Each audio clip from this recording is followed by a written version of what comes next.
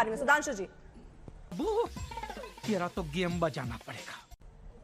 देखिए, अब्दुल मन्नान जी का देखिए एक विचित्र यहां पर प्रस्तुतिकरण। आपसे कह रहे हैं तेवर में कि अपना सेंटेंस वापस लीजिए। मैं सबको रिप्रेजेंट करता हूं और पार्टी का नाम ऑल इंडिया मजलिसे इत्तेहादुल मुसलमीन। अरे पार्टी का नाम बदलो भाई। Control control. पार्टी तो कहेंगे मजलिस है मुसलमानों की, और जी मैं रिप्रेजेंट सबकी बात कर रहा हूं मुसलमान छोड़ के। और मैं कहना चाहता हूं यहां किसी को प्रॉब्लम नहीं है। गोवा में लागू है जहां क्रिश्चियंस हैं हाईली संख्या में। न क्रिश्चियन को प्रॉब्लम है, न बौद्ध को प्रॉब्लम है, न सिख को प्रॉब्लम है, न यहूदी को प्रॉब्लम है, न पारसी को प्रॉब्लम है। प्रॉब्लम जानते हैं किसको है? सन 47 में रियासतें चली गई थी राजे महाराजाओं की, मगर उनका जो विशेषाधिकार वीटो था प्रीवी पर 69 में गया।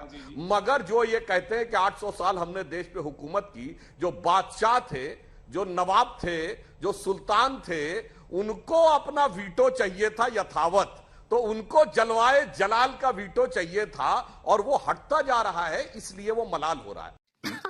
सही पकड़े हैं। अब मैं एक टेक्निकल बात कहूं, यदि मुस्लिम पर्सनल लॉ बोर्ड चाहते तो 1970 में आया, उससे पहले तो सब लोग एक साथ ही चल रहे थे। चलिए, अगर आप हैं तो मुसलमान का मतलब क्या होता? मुसल ईमान, जो अपने ईमान का पक्का हो। तो अभी आपने बोला जी क्रिमिनल में तो हमें मंजूर है कॉमन, मगर सिविल में नहीं। क्यों जी? पूरे ईमान का रहिए, कहिए कि चोरी करते पकड़ा जाए तो हाथ कटेगा।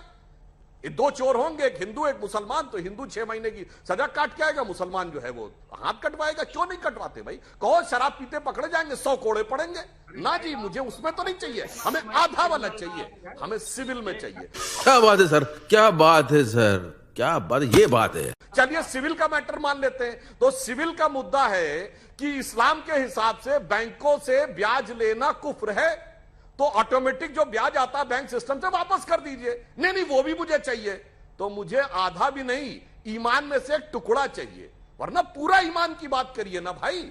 या आधे पर्दे छोटे ऊंचे, ये क्या ईमान की बात करते? सिविल चाहिए तो कहिए आज से मैं घोषणा करता हूं कोई मुस्लिम जो है वो ब्याज नहीं लेगा बैंक से। नहीं, वो तो चाहिए, और क्रिमिनल में नहीं चाहिए।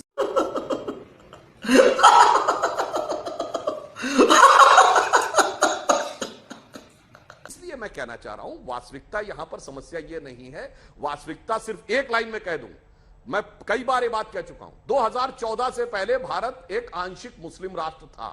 इस देश के टुकड़े हुए, पाकिस्तान बांग्लादेश मुस्लिम राष्ट्र बने, भारत आंशिक मुस्लिम राष्ट्र बना। अन्यथा मैं चुनौती से कहता हूं, एक सेकुलर देश बताइए जहां सर्वोच्च न्यायालय और शरिया में अगर मतभेद हो जाए तो संसद सर्वोच्च न्यायालय को कुचल कर शरिया को उसके ऊपर कर दे, मैं माफी मांग लूंगा।